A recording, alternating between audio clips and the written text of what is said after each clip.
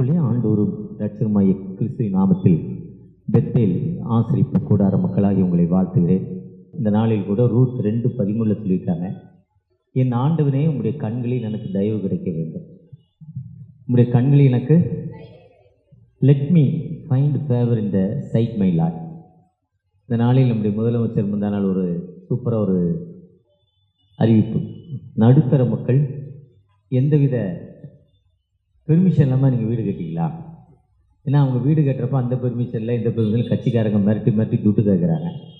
போலீஸ்காரங்க இப்படி போகிறப்போ செங்கல் இருந்தால் இறங்கிடுவாங்க, மண் இருந்தால் இறங்கிடுவாங்க. கட்சிக்காரங்க வந்துடுவாங்க, 20,000 கூட 50,000 கூட மிரட்டுறாங்க. இது சிஎம் கண்களுக்கு போச்சா என்னட்ட தயவுக்கு போச்சான்னு இல்லை. அவர் சொல்கிறாரு, இங்கே எந்தவித பெர்மிஷன் இல்லாமல் கட்டிக்கலாம். ஒரு பெரிய பக்கத்தில் ஒரு பெரிய விளம்பரம். பொதுவாக ஆண்டவர் எப்போவுமே நம்ம மேலே ஒரு இரக்கம் உள்ள ஆண்டவர். அவர் யாத்திரை 34ஆம் அதிகாரத்தில் புதிய கற்பனைகள் கொடுப்பதற்காக மோசேயை அழைக்கிறப்போ அந்த மக்கள் தன்னுடைய பொல்லாத வழியினால் விக்கிரகத்தினால் இருக்கிறப்போ மக்கள் அழுகிறாங்க. விக்கிரகத்தில் போனோன்னே அந்த மோசே 40 நாட்கள் ஆண்டவராக எழுதப்பட்ட கற்பனைகளை பெற்றுக்கொண்டு கீழே வர்றாங்க. மோசே கீழே வரப்போ அந்த மக்கள் விக்கிரகங்களை வைத்து கொண்டு அந்த கற்பலை உடையப்படுது. அப்போ பல லட்சம் மக்கள் செத்து போகிறாங்க, இறந்துடுறாங்க. திரும்பவும் ஆண்டவர் மனிதன் வாழ்வதற்கு ஒரு சட்டத்திட்டம் கொடுக்கணும். சட்டத்திட்டம் கொடுப்பதற்காக அந்த சட்டம் லா இப்படி தான் வாழணும். அதாவது அக்ரிமெண்ட், வீடு அக்ரிமெண்ட் போடுறப்போ, வாடகை வீடு அக்ரிமெண்ட் போடுறப்போ, அப்படி ஒருக்கும் அக்ரிமெண்ட்டுங்கிற மாதிரி ஆண்டவருக்கும் மனிதனுக்குள்ள இடைவெளியை பூர்த்தி செய்வதற்கு ஒரு லா, ஒரு கமாண்ட்மெண்ட், ஒரு அக்ரிமெண்ட், அந்த சட்ட திட்டங்கள் கொடுப்பாரு. திரும்ப மலைக்கு போடுறாரு. அந்த மலைக்கு அவர் போகிறாரு. 2 கையில் பலகை எடுத்துக்கிட்டு, சரி 2 பலகை நீ செஞ்சுக்கிட்டு வா. முன்னால் ஆண்டவரே செஞ்சாங்க, ஆண்டவரே எழுதினாங்க. அவரே ஒரு லைட் அனுப்பி எழுதினார். நீ வாப்பான்னு சொல்கிறாரு. இவர் போகிறார். போயிட்டு அங்கே நிற்கிறப்போ கடவுள் சொல்லப்பட்ட வார்த்தை யாத்திரா 34ஆம் அதிகாரத்தில், கர்த்தர் இரக்கமும் மன உருக்கமும் நீடிய சாந்தம் மிகுந்தும் கிருபையும் உள்ளவர். ஆண்டவர் எப்பவுமே மெர்சிஃபுல் ஆண்டவர், கிரேஸ்ஃபுல் ஆண்டவர். அவர் எப்பவுமே இரக்கம் உள்ளவர், தீங்குக்கு மனசாவப்படுகிறவர். அவர் அழகிய மத்தேயு 14:14 மன உருக்கத்தின் ஆண்டவர். திரளான மக்கள் நிற்கிறாங்க. திரளான மக்களை பார்த்து மனதுருகி, இந்த மக்கள் இத்தனை நாளாக என் கூட இருக்காங்களே, அந்த மக்களுக்கு நான் ஒன்றுமே செய்யலேன்னு சொல்கிறேன். யோவேல் 2ஆம் அதிகாரம் 13ஆம் வசனத்தில், உங்கள் வஸ்திரங்களை அல்ல உங்கள் இருதயங்களை கிழிச்சிட்டு அந்த ஆண்டவர்கிட்ட வாங்க. ஆண்டவர்கிட்ட அவன் மன உருக்கத்தின் ஆண்டவர் சொல்கிறார். அவர் இரக்கமும் மன உருக்கமும் நீடிய சாந்தம் உள்ள ஆண்டவர். அதுதான் தாவீது சொல்கிறப்போ தாவீதையா சொல்கிறாங்க, சங்கீதம் 145:8 அவர் இரக்கத்தின் ஆண்டவர், மன உருக்கத்தின் ஆண்டவர். நம்ம எப்படிப்பட்ட வேதனை துன்பங்கள் இருந்தாலும் அவர் இந்த ஃபைனான்ஸ் கொடுத்தவன் ஃபைனான்ஸ் கேட்டு வீட்டுக்கு வர்றப்போ நம்ம ஃபைனான்ஸ் கொடுக்க முடியல. ஒரு நாள் ஒரு காரணம் சொல்லுவோம், 2 நாள் ஒரு காரணம் சொல்லுவோம், 3 நாள் ஒரு காரணம் சொல்லுவோம், 4ஆவது காரணம் சொல்கிறப்போ அவன் இறக்கமே இல்லாமல் திட்டுவான். திட்டினா தான் அவனால் வாங்க முடியும். அவர் ஏற்றத்தாழ்வே பார்க்க மாட்டான். ஃபைனான்ஸ் கொடுத்துட்டேன், என்ன சொன்னாலும் அவன் காதில் ஏறாது. ஏன் பணத்தை வாங்கினல வச்சுட்டு போங்கிறான். ஒரு சகோதரி சொல்கிறாங்க, வாங்கினாங்க 2 லட்சம், வட்டி இதுவரை 25 லட்சம் கொடுத்துருக்காங்க, வட்டி மட்டும். இந்த 2 லட்சம் கட்ட, அந்த 2 லட்சத்தை எனக்கு கொடுங்குறான். இன்னொருத்தர் சொல்கிறான், நீ முதலே தர வேண்டாம், வட்டியை கொடுத்துக்கிட்டே இரு, நீ முதல்ல நீயே வச்சுக்கோ, எனக்கு வேண்டாம், எனக்கு தான் வேணுது வட்டி. இன்னும் ஃபைனான்ஸு கொடுக்குறவங்க என்ன சொல்கிறாங்க, யாருக்கோ ஒருத்தருக்கு பிள்ளைக்கு வட்டி கொடுக்குறாங்க, விக்கி நிறைய செலவு பண்ணுறாரு, அவர் பணத்தை வாங்கிறார். பணத்தை வாங்கினவங்க அவர் கவர்மெண்ட் சர்வெண்ட்டு, கோர்ட்டில் வேலை பார்க்குறாரு, வாங்கிறாங்க. பையன் துட்டு வாங்கினான்னு இவர் கொடுத்துட்டாரு, திரும்ப கொடுக்காதனாலும் திரும்ப கொண்டு துட்டு கொடுத்துருவாங்க. ஏன்னா துட்டு எங்கேருந்து வருது, எப்படினாலும் எங்கேருந்து வந்துடும். இல்லை பையனை தூக்கிட்டு போயிடுவாங்க, இடையே தூக்கிட்டு வந்தால் துட்டு திரும்ப ஒன்றுங்க என்ன பண்ணுவாங்க, தேடி பிடிச்சி. இதெல்லாம் உலகம்.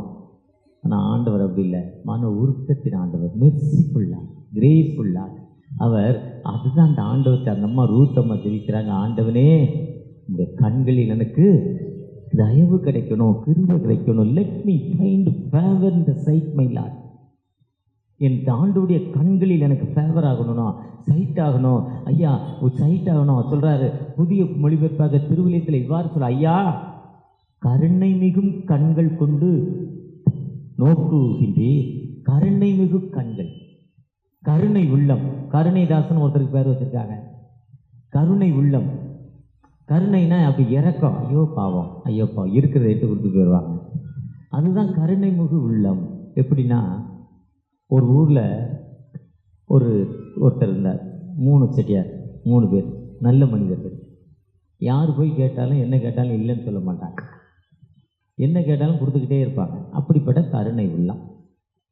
அந்த கருணை உள்ளிட்ட அந்த கொஞ்சம் தூரம் ஒரு ஊர் கழித்து இன்னொரு ஊரில் ஒரு ராஜா இருந்தாங்க. அந்த ஊருக்கு தலைவர். அவரும் நிறையா கொடுக்குறவர். அவர்கிட்ட போய் சொன்னாங்க, இதே மாதிரி பக்கத்து ஊரில் 3 பேர் இருக்காங்க, என்ன கேட்டாலும் கொடுத்துருவாங்க, ரொம்ப கருணை உள்ளம். ஓ, அப்படி ஒரு மனுஷன் இருக்காரா, அவரை நான் பார்க்க போகிறேன்ட்டு போனாங்க. இந்த ராஜா ஒரு பிச்சைக்கார வேஷம் போட்டுக்கிட்டு முந்தா நாள் திருநெல்வேலி ஸ்டேஷனில் இவ்வளோ நேரத்தில் ஒரு ஸ்பெஷல் பால் குடிச்சிக்கிட்டு நிற்கிறேன். 7:05 ட்ரெயின், 6:45 ஒரு ஸ்டேஷன் முக்கில் ஒரு சூப்பராக ஒரு பால் கடை, ஒரு டீ கடை. அந்த டீ கடையை வச்சு கோடிக்கணக்கான ரூபா சம்பாதிச்சார் அந்த ஹவுஸ் ஓனர். அந்த ஓனர் அவ்வளோ சேல்ஸ், வடையும் டீயும் அவ்வளோ சேல்ஸ், அவ்வளோ கூட்டம், இரவு ஃபுல்லாக சேல்ஸ். ஒரு கற்கண்டு மிளகு பால் ரொம்ப ஃபேமஸ் அந்த கடையில். கூட்டம் அங்கே நின்று சாப்பிட்ருக்கான். ஒருத்தர் பார்த்தாரு. பார்த்தோன்னே ஐயான்னாரு. லேசாக தண்ணி அடிச்சிருக்கான். தண்ணி அடித்தோடனே 10 ரூபா கொடுங்கண்ணே, என்கிட்ட தேனே 200 ரூபாயா இருக்குது. உடனே ஒருத்தர் பக்கத்தில் 10 ரூபா கொடுங்கண்ணே, அவர் கொடுத்துட்டாரு. திரும்ப நீ சுத்தம், நீ தான் எனக்கு துட்டு தரணும், அவரு துட்டு தர வந்தான்.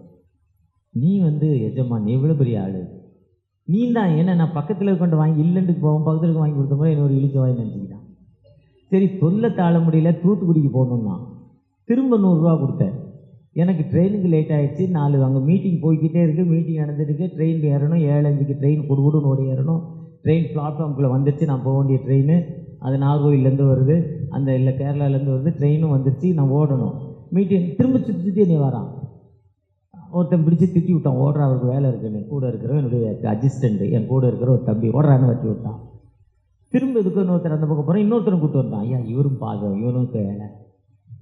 ஏன்னா முதல்ல நான் 10 ரூபா கொடுத்தேன் பார்த்தீங்களா, என்கிட்ட இல்லை, யார்ட்டையோ கொடுன்னல்ல, இதை வீக்காக பயன்படுத்தினான், குடிச்சிருக்கான். பொதுவாக ஆண்டவர் அப்படி இல்லை. அவர் இரக்கம் இருந்த ஆண்டவர், உருக்கம் நிறைந்த ஆண்டவர். அந்த மத்தேயு 14:7 எப்படி கேளும்பாங்க. மத்தேயு 7:7 என்னது? கேளு.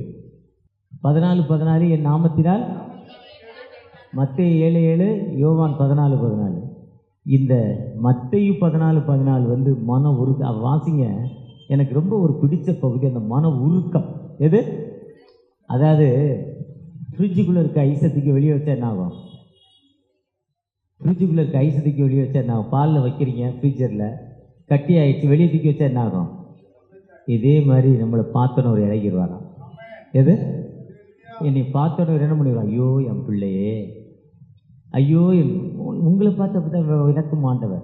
அவர் மன உருக்கத்தின் ஆண்டவர். அவரை நோக்கி 14:14 வாசிங்க. இயேசு வந்து திரளான ஜனங்களை கண்டு அவர்கள் மேல் மனதுருகி அவர்களில் வியாதிஸ்தராய் இருந்தவர்களை சுத்தமாக்கினார். பார்த்தீங்களா?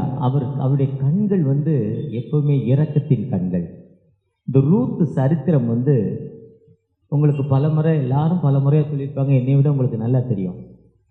அவங்க மாமி நகோமி 2 பையன். இப்போ நாங்கள் திருநெல்வேலியிலேருந்து பஞ்சம்பளிப்பதற்காக சென்னைக்கு வரோம். அதே மாதிரி அந்த அம்மா பஞ்சம்பளிப்பதற்காக இஸ்ரேல் தேசத்துலேருந்து எந்த ஊருக்கு போகிறாங்க? அந்த அம்மா மோவாபிய தேசத்துக்கு போகிறாங்க. இஸ்ரேல் தேசம் நல்ல தேசம், சென்னை நல்ல ஊர். சென்னையை விட்டுட்டு விக்கிரவாண்டிக்கு போனால் எப்படி இருக்கும்? வேறு யாராவது ஒரு கிராமத்து பேரை சொல்லுங்கள், உங்கள் கிராமத்து பேரை. விக்கிரவாண்டி இருக்கிய. விக்கிரவாண்டியிலேருந்து பிழைக்கிறதுக்கு இங்கே வந்திருக்கிறோம். இனிமேல் இங்கேருந்து பிழைக்க முடியும், விக்கிரவாண்டிக்கு போனால் எப்படி இருக்கும்? இதே மாதிரி தான் மோவாப் தேசம். நல்லவன் வாழ்கிற தேசம் இல்லை, குடிகாரன் வாழ்கிற தேசம், கஞ்சா அடிக்கிறவன் தேசம், பிட்பாக்கெட் அடிக்கிறவன் தேசம், ஏமாத்துற தேசம். இஸ்ரேல் தேசத்திலிருந்து பிழைப்புக்காக தன் கணவரையும் 2 பிள்ளைகளையும் அழைத்துட்டு மோவாப் தேசத்துக்கு போகிறாங்க. மோவாப் தேசத்தில் போய் தன் 2 பிள்ளைகளுக்கு கல்யாணம் பண்ணுறாங்க. ஒன்று ரூத்து, இன்னொரு அம்மா பேர் மோர்பால். 2 கல்யாணம் பண்ண பார்த்தீங்கன்னா புருஷன் செத்து போகிறான், முதல்ல பிள்ளைகளும் செத்து போகிறான். இப்போ இந்த தேசம் நல்ல தேசம் இல்லை, இது சாபக்கேடான தேசம்.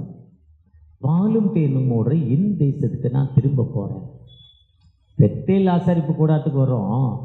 ஆதியாம் 28ஆம் அதிகாரத்தில் ஒன்றுமில்லாத யாக்கோபு பெத்தேல் ஆசாரிப்பு கூடத்துக்கு வந்தார்.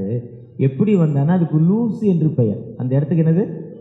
அம்மா வெட்டி விடுறாங்க, அப்பா வெட்டி விடுறாரு, அண்ணன் அருவா எடுத்து கூடுறான், வெட்ட போகிறான்டா அவனியங்கிறான். அண்ணன் அருவா எடுத்து வெட்ட போகிறான், அப்பா அம்மாவும் போடான்னு வெட்டி விட்டுருக்காங்க. வெறும் ஒரு கைத்தடி, மாடு மேய்க்கிற கைத்தடியோடு வர்றார். ராத்திரி நேரம், இருட்டு. மிருகங்கள் நிறைந்த ஒரு பகுதி, எங்கே போகிறதுன்னு தெரில. அதில் ஒரு கல்லை எடுத்து வச்சுக்கிட்டு தலையில் கல், பில்லோ, தலானிக்கு பதில் என்ன வைக்கிறாரு, கல் வச்சுக்கிட்டு படுத்துட்டார். கொஞ்சம் தலையை தூக்கி வச்சாரா அந்த ஹார்ட்டுக்கு போகிற பிளட்டு வந்து தலைக்கு போய் அடைக்காது. அப்போ தேவதூதர்கள் கீழேருந்து மேலே போகிறாங்க, மேலேருந்து கீழே வர்றாங்க, கீழேருந்து மேலே, மேலேருந்து கீழே. அவர் கனவுன்னு நினைக்கிறார். தேவதூதர்கள் அவனுக்கு வந்து அந்த பயம் போயிடுச்சு. இதெல்லாம் வேதாகம் தெளிவாக சொல்லாத, பயம் போயிடுச்சு. அப்போ இதுக்கு ஆண்டோடைய இல்லம் இருந்து நாம் ஆண்டவர்கிட்ட பார்க்குறோம், ஆண்டவர்கிட்டலாம் பயப்படாது. அப்போ அதுக்கு முன்னே அவன் என்ன பண்ணியிருக்கான், பயந்து கொண்டு இருந்திருக்கிறான். மிருகங்கள் நிறைந்த ஒரு பகுதி என்று அவன் என்ன பண்ணியிருக்கான், பயந்து கொண்டு இருக்கிறான். பயப்படாதே, உன்னை பாதுகாப்பேன்னு சொல்கிறார். அப்போ அவர் எழுந்து, இந்த இடம் லூஸ் இல்லை, அந்த இடத்துக்கு பேர் என்ன பெயர், மெண்டல் என்று பெயர், லூஸ் என்று பெயர், கிறுக்கு என்று பெயர் இல்லை, இது பெத்தேல், ஆண்டவர் இருக்கும் இடம். அப்படி ஆண்டவர் இருக்க பெத்தேலுக்கு நீங்கள் வந்துட்டீங்க. இங்கே வந்துட்டு இன்னும் கொஞ்சம் டெவலப் ஆகணும், இன்னும் கொஞ்சம் வசதி வேணும், இதை விட்டுட்டு திரும்ப எங்கேயோ ஓடுறீங்க. ஆனால் அங்கே என்ன இல்லை, உங்களுக்கு வசதி இல்லை, ஏமாத்திரம் இருக்கான். நாட்டில் நிறைய பாஸ்டர்ஸ் ஏமாத்திரம் வந்துட்டான். நிறைய பாஸ்டர்ஸ் தனக்கு சுய இச்சைகளுக்கு ஏற்ற மாதிரி வசனங்களை சொல்லும் பாஸ்டர்ஸ்லாம் நிறையா வந்துட்டாங்க. மக்களுக்கு ஏற்ற மாதிரி தனக்கு சுய விருப்பத்திற்கு அங்கே போகாத இங்கே போகாதானே அப்படி அவன் ஒரு வேதனையில் அப்படிப்பட்ட இடத்துக்கு போய் அங்கே கஷ்டம் திரும்ப பத்தியலுக்கு வந்துடுறோம். இதே மாதிரி தான் அந்த அம்மா திரும்ப இஸ்ரேல் தேசத்துக்கு வந்துடுச்சு.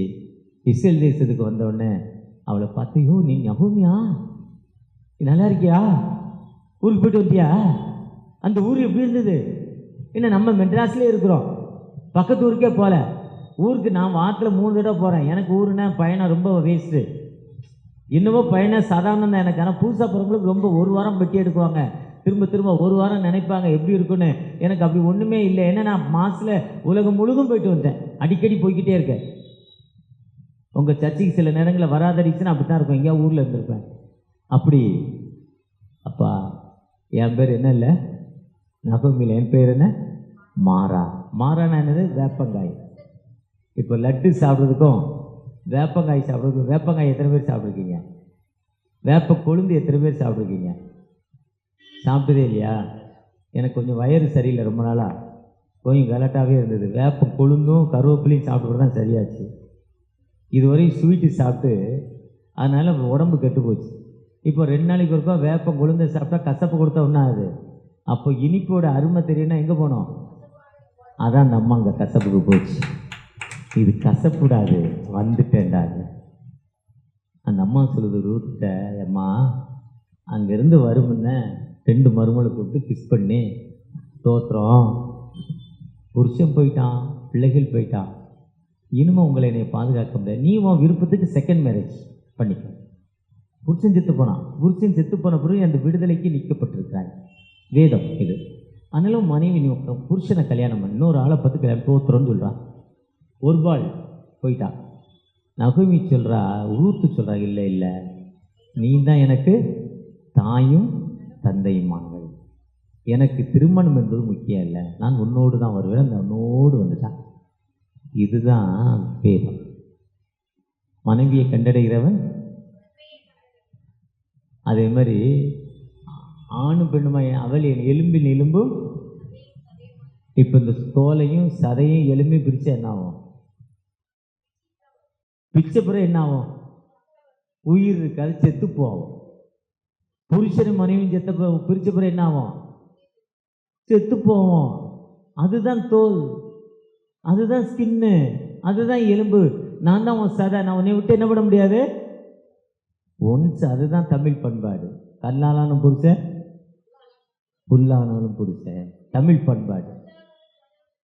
ஏதோ ஒன்று மாற்றி சொல்லிட்டேன், தவறு, அதுதான் கரெக்டு. குடிகாரானாலும் மஞ்சக்கயிறு கழுத்தில், ஆனால் அவன் ரொம்ப அடிக்கிறப்ப திருப்பி காட்டாமல் திருந்த மாட்டான். ஒரே ஒரு நாள் திருப்பி காட்டியிருங்க, அவன் அடிக்கிற ஸ்பீடுக்கு திருந்திடுவான். 2 நாள் காட்டுங்க, அவன் என்ன பண்ணுவான், நம்மளை தோத்துறான். இனிமேல் என்ன பண்ண மாட்டான், உண்மையிலே அடிக்க மாட்டான். 2 தடவை 3 தடவை திருப்பி போட்டுட்டிங்கன்னா அதோட அடிக்கக்கூடாது, சாதாரணமாக தொடக்கூடாது. ஆனால் வேறு வழியே இல்லை, அதுக்கு மருந்து அதான் இல்லை, திருந்திடுவான் அதோட. இனிமேல் மனைவி என்ன அசிங்கமாயிடுச்சு, நமக்கு என்ன பண்ணக்கூடாது, திமிரு. இதுதான் இந்த அம்மா வந்துட்டாங்க. அந்த அம்மாட்ட முத்தம் கொடுக்கல. நான் உன் கூட வந்துடுறேன்னு வந்த பிறகு அந்த அம்மாவை கூப்பிட்டு சொல்கிறாங்க, அம்மா தாயே மாமியே நான் வாலி வைப்பேன், நீயும் வயசாயிட்டு வேலை செஞ்சால் தான் சாப்பிட முடியும். தன் வேலையில் அசதியாக இருப்பவன் அலிமனுக்கு சகோதரன். ஜாக்கிரதையாக இருப்பவனை கண்டாயானால் நீசருக்கு முன்பாக நிற்காமல் ராஜாக்களோடு இருப்பான். சோம்பேறி அழுது சோம்பேறிக்கு அறுப்பில் போய் பிச்சை கேட்டாலும் பிச்சை கிடைக்காது. நம்ம சோம்பேறி இல்லை, நான் ஏதாவது வேலைக்கு போகிறேன். இந்த அம்மா சொல்லுது, ஒரு பணக்கார நண்பர் இங்கே இருக்காரு, அவர் தோட்டம் இங்கே இருக்குது, நல்ல மனிதர். அந்த தோட்டத்தில் போய் கீழே உள்ளதை எடுத்துட்டு வா, வரைக்கிட்டு வா, பொறுக்கிட்டு வாங்குறார். சுத்தமான மெட்ராஸ் தமிழில் சொல்லணும், என்னட்டு வா, பொறுக்கிக்கிட்டு வா. ஆனால் பைபிள் அழகாக சொல்லுது, ஒரு நிலத்தில் அறுக்கிறப்போ கீழே உள்ளதை எடுக்காத, அது ஏழைகளுக்கு வேணும், காகத்துக்கு வேணும், குருவிக்கு வேணும். கீழே உள்ளதை என்ன பண்ணக்கூடாது, அதுக்கு தான் எச்சக்கையில் காக்கா ஒட்டாத பிச்சைக்காரன்னு வாங்க. நல்லா சாப்பிட்டு தான் ஓட்டுப்பா, அதை நான் அப்படி இருக்கக்கூடாதான், எல்லாத்துக்கும் கொடுக்கணுமா. அந்த அம்மா போய் பிறக்கிறப்ப போவா சொல்கிறாரு, இது யார், இந்த பொண்ணு புதுசாக இருக்காளே, நம்மெல்லாம் கருப்பு, கொஞ்சம் கலரு, பாசுப்படும் கொஞ்சம் அதிகமான கலரு, நான் ரொம்ப கருப்பு, அந்த அக்கா என்னை விட ரொம்ப கருப்பு, இப்படிலாம் இருக்கிறோம். ஆனால் இது யார் புதுசாக ஒரு சைனா மாதிரி, இந்த கண் ஒரு மாதிரி இருக்க இந்த பொண்ணு யார், சைனா மாதிரி இருக்க இது யார். இதே மாதிரி நான் பூமின்னு ஒரு தாயா, மகனுக்கு கல்யாணம் பண்ணி செத்து போகிறான், சரி அவளை டிஸ்டர்ப் பண்ணாதீங்க, அப்படி எடுக்கட்டும், விட்டு கொடுக்குறாரு. அவரும் விட்டு கொடுக்குறாரு, இந்த அம்மாவும் விட்டு கொடுக்குது. அதனால தான் மத்திய முதல் அதிகாரத்தில் பார்த்தீங்கன்னா போவாஸ் சந்ததியில் இயேசு கிறிஸ்து உலகத்துக்கு வர்றார். வானத்தை பூமி படைத்த ஆண்டவர் தன்னுடைய சொந்த குமாரனை உங்களை மீட்டுக் கொள்வதற்கு அவருடைய சந்ததியானத்திலிருந்து இந்த உலகத்துக்கு அனுப்புகிறார். காரணம், அந்த தாய் தன் மாமியாரை விட்டு வெளியே போல நீங்களாம் கட்டளைகளுக்கு பயந்து திருமணத்தில் சொல்லியிருப்பாங்களே, வாழ்விலும் தாழ்விலும் சுகத்திலும் துன்பத்திலும் மரணம் நம்மை பிரிக்கவரை என் உலகத்தின் சம்பத்துகளாலும் என் உடலாலும் என் ஆசைகளாலும் உனக்கு கீழ்ப்படிந்து வாழ்கிறேன்.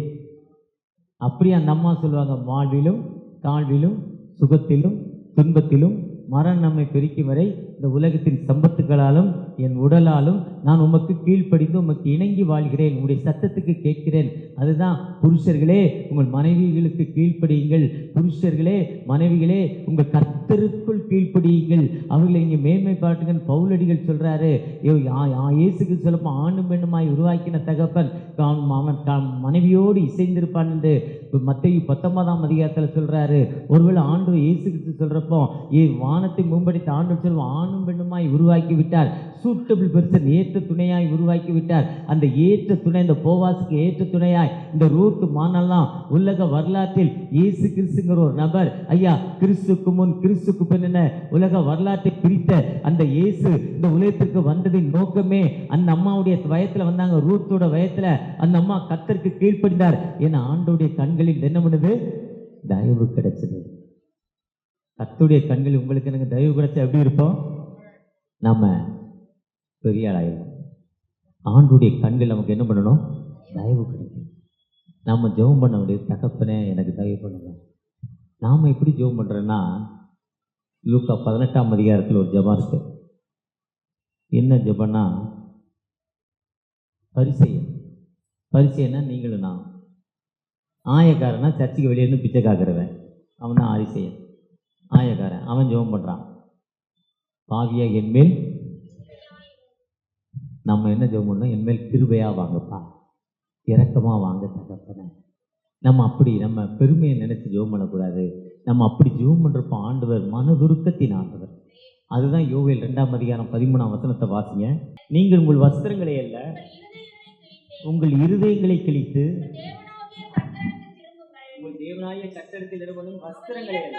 நம்ம நிறைய பேர் ஒரு குறிப்பிட்ட நாள் ஒரு ட்ரெஸ்ஸு போட்டுக்கிறோம், ஒரு மஞ்சள் கலரோ பச்சை கலரோ, இல்லை நம்ம ஞாயிற்றுக்கிழமை வெள்ளை கலரே வச்சுக்கோங்களேன், வெள்ளை கலர் போட்டு வந்தோம். ஞாயிற்றுக்கிழமை என்ன பண்ணுறோம், எல்லாருமே ஒயிட்டில் வரோம், நாங்கள் வெள்ளையாக இருக்கிறோம். ஆனால் அது இல்லை அவர் விரும்புகிறது. உங்களுக்கு இருதயத்தை கிழிக்கணும்.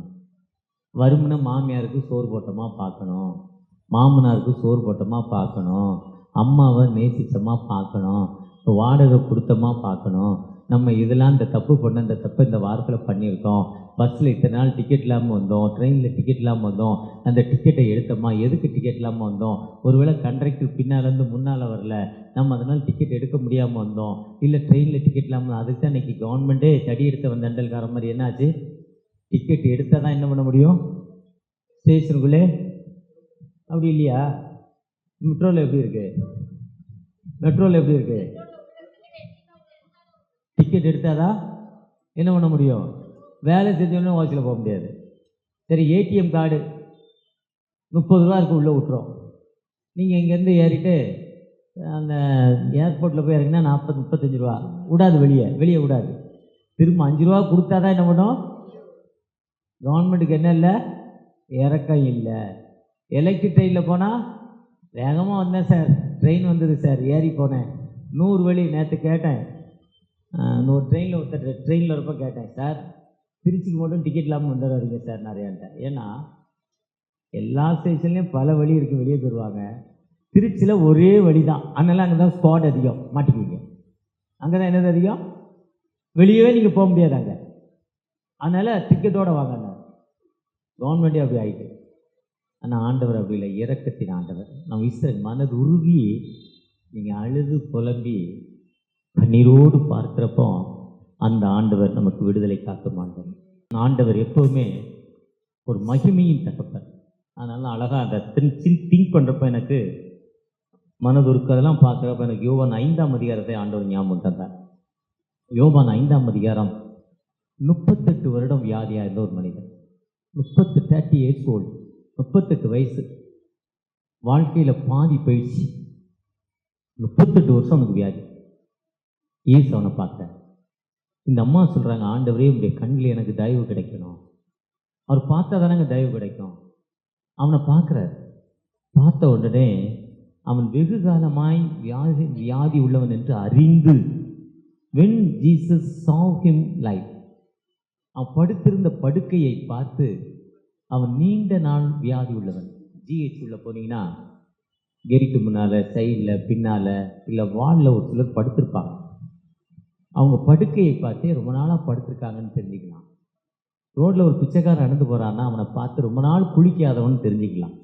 அழுக்கு, அவனுடைய அழுக்கு, அவனுடைய உடை, அவனை அவனை முடியை வெட்டிட்டு அவனை குளிப்பாட்டினாலே அவனை மென்டல் மாறிடுமா. இப்படி அவனுடைய படுக்கையை ஆண்டவர் பார்த்துட்டு, ஏன்பா நீங்கள் படுத்திருக்கிற? அவன் சொல்கிறான், ஐ எம் ஓன்லி பர்சன், எனக்கு ஒருவருமே இல்லை, எனக்கு உதவி செய்ய யாருமே இல்லை, நான் கைவிடப்பட்ட நிலைமைங்கிறான். நான் இந்த பெதஸ்தா குளத்துக்கு வந்து 38 வருஷம் ஆயிடுச்சு. அவனுக்கு வருஷம் சொன்னாரோ இல்லையா, அந்த சரித்திரம் சொல்லுங்க, 38 வருஷம் சொல்கிறாரு. அமாவாசை பௌர்ணமிக்கு ஒரு தேவதூதன் வருவான், இறங்குவார், கலக்குவார். அதுக்குள்ளே நாங்கள் போயிட்டு யார் முதல்ல இறங்குறோமோ அவங்க சரியாயிடுறாங்க. நான் அந்த கலக்கிற சத்தம் கேட்டு எழுந்து போகிறதுக்குள்ளே எனக்கு முன்னே ஒருத்தர் இறங்கிறாரு. எனக்கு அந்த சுகம் கிடைக்கல, நான் கைவிடப்பட்ட நம்ம. எனக்கு யாராவது வேகமாக கொண்டு விட, யாராவது வேகமாக போயிடுவேன், யாருமே இல்லை, கைவிடப்பட்ட இல்லை. ஏன்னா இயேசு கிறிஸ்து உலகத்திற்கு வந்த நோக்கம், ஏசாயா 25:4 சொல்லுது, கொடுமையான சீரல் மதிலை மோதியடிக்கிற வெள்ளத்தை போல் இருக்கு, ஏழைகளுக்கு பலன், திக்கற்ற மக்களுக்கு வாழ்வுங்கிறார். லூக்கா 2:30 சொல்றாரு, புறஜாதிகளுக்கு பிரகாசிக்கிற ஒளி. ஈசுங்கிற நபர் எனக்குள்ள வந்துட்டா, ஐ எம் த லைட். இந்த லைட்டு என் ஃபேஸ் இவ்வளோ கருப்பை மாற்றி வெள்ளையா தெரியுது. அந்த லைட்டு, இந்த லைட்டுடைய பவர், பிரகாசிக்கிற ஒளி, தம்முடைய ஜனமாய இஸ்ரவேலுக்கு மகிமை. ஏங்க என்ன மகிமைன்னா, எத்தில ஆச்சரியப்பட்டு கூட போனாங்க, வயிறு வழியாக இருந்தது, ஒரு அம்மானியை கூப்பிட்டு போனாங்க. அங்கே இருக்க பாச எங்களுக்காக ஜெபித்தாங்க. நானும் ஆண்டவர்கிட்ட ஜெபித்தேன். கர்த்தர் ஜெபத்தை கேட்டாருங்க, எனக்கு விடுதலை வந்துருச்சுங்க. விடுதலை பண்ணுறேன், வியாதி மாறிட்டுங்க, என் கடன் பிரச்சனை மாறிடுச்சுங்க, என் புருஷன் கூட சண்டை போடுறத விட்டுட்டேங்க, என் புருஷன் நல்ல மனுஷன் ஆகிட்டாருங்க, பக்கத்து வீட்டில் சண்டை போடுறதை விட்டுட்டேன், ஐயோ சர்ச்சைக்கு போகிறப்ப எவ்வளோ நல்ல பிள்ளையா மாறிட்டா, இதுக்கு முன்னே பஜாரி பொம்பளையாவா, தஞ்சாவூர் தவுலுன்னு சொன்னாங்க, ஆனால் இன்னைக்கு சர்ச்சைக்கு போகிறவங்க என் லைஃபே மாறி போச்சு. அந்த அம்மா சொல்லிச்சு, இதுதாங்க வாழ்வு, இதுதான் மகிமைங்க. அப்படிப்பட்ட மகிமைங்க. கைவிடப்பட்ட நிலைமையில் இயேசு கிறிஸ்துங்கிற ஒரு நபர் வந்த பொழுது அவருக்கு அவருக்கு விடுதலை கொடுக்கும் ஆண்டவர். அதுக்கு தான் வந்தாரு. ஏசாயா, யோபு, 2 ராஜாக்கள் 13:23, 22, 13, 2 ராஜாக்கள் 13:20 மனதுருக்கத்தின் ஆண்டவர் சொல்றார். அவர் மனதுருகுவார் என்று சொல்றாரு. ஏசாயா 30:18 ஆனாலும் கர்த்தர் நமக்கு இறங்கும், கர்த்தர் காத்திருப்பார், உங்கள் மேல் மனதுருகும்படி எழுந்திருப்பார். ஆனாலும் கர்த்தர் நமக்கு இறங்கும், கர்த்தர் இறங்கி வந்து உதவி செய்கிறவர். அது மட்டுமல்ல, நமக்கு காத்திருப்பார். அந்த ஏசாயால கர்த்தருக்கு காத்துக்கள் புது பலன் அடைந்த ஏசாயா 40 சொல்வார். இதுல அப்படியே ஆப்போசிட், எனக்கு அவர் தான் வெயிட் பண்ணுவார். யாரு? அவர் போய், என் பிள்ளை இன்னைக்கு பெத்தியில் ஆசாரிப்பு கூடத்துக்கு புதன்கிழமை வரப்போகுது, வியாதியோடு வரப்போகுது, ஒர்க்ஷிப்பில் அவள் கலந்துக்க போகிறா, என் வார்த்தையை கேட்க போகிறா, அவள் ஜெபிக்க போகிறா, அவளுக்கு நான் இன்னைக்கு ஒரு விடுதலை கொடுக்க போகிறேன், ஒரு அற்புதம் கொடுக்க போகிறேன், நிச்சயமாக ஒரு அற்புதத்தோடு இந்த இடத்துலேருந்து கடந்து போகணும். வெயிட்டிங் தலாம் ஆண்டவர் எனக்கா வெயிட் பண்ணுவார். நாம் அவருக்கு வெயிட் பண்ண வேண்டாம். ஐநா அவர் உங்கள் மேல் மனதுருகும்படி எழுந்திருக்கும் ஆண்டவர். மனதுருகும்படி என்ன பண்ணுறாரு? எழுந்திருக்கும் ஆண்டவர். அந்த ஆண்டவரை நோக்கி பார்க்கிறப்போ அந்த ஆண்டவர், அந்த பெத்தேல் என்பது அவருக்கு மனதுருகும் ஆண்டவர். காத்திருந்தார். அந்த காட்டுக்குள்ள என் பிள்ளை வருவான், அப்போ இருட்டாயிரம், படுத்துவாங்க. அவனுக்கு வருமுன்னே ஏணிலாம் எப்படி பெயிண்ட் அடிச்சேன்னா மேலே ஏறினா ஏணி போடணும், உடனே ஏணி போட்டுற முடியுமா? ஏணி எடுத்தாந்து போட்டு கெட்டி ஆயத்தம் பண்ணி வைக்கணும். அவர் என்ன பண்ணியிருக்கிறாங்க? கெட்டி ரெடி பண்ணி ஆயத்தம் பண்ணி வெயிட் பண்ணிட்டு இருந்தார். ரெடி பண்ணி ஆயத்தமாக காத்திருந்திருக்கிறார். அந்த ஆண்டவர் உயிருள்ளாம் இப்போ நமக்காக காத்திருக்கிறாரு. அவரை நோக்கி பார்த்து முகங்கள் ஒரு கால் என்ன பண்ணலை? வெட்கப்பட்டு போனதில்லை, வெட்கம் அடைவதில்லை.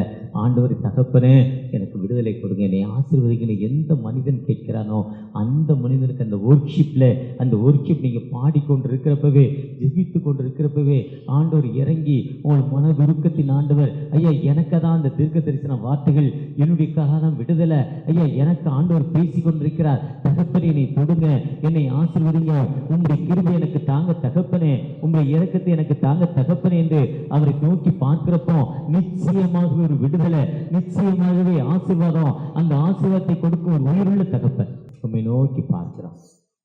உங்களுடைய கிருபைக்காக காத்திருக்கிறோம். கைவிடப்பட்ட நிலையில் யாக்கோபு இருந்த பொழுது, நீ தாயும் தகப்பனாய் இந்த இடத்துல பயப்படாதே, நான் உன்னோடு இருந்து உன்னை பாதுகாத்து இந்த தேசத்திற்கு வரவழைப்பேன் என்று சொன்ன பொழுது, இது பெத்தேல் ஆண்டுடைய கூடாரம் என்று சொல்லி உண்மை தொழுது கொண்டாரப்பா.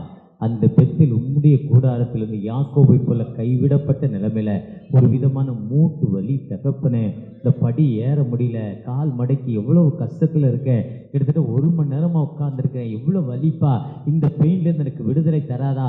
ஏக்கத்தோடு அந்த முட்டில் கை வைத்து இந்த சகோதரி ஜெபித்து கொண்டிருக்காங்க.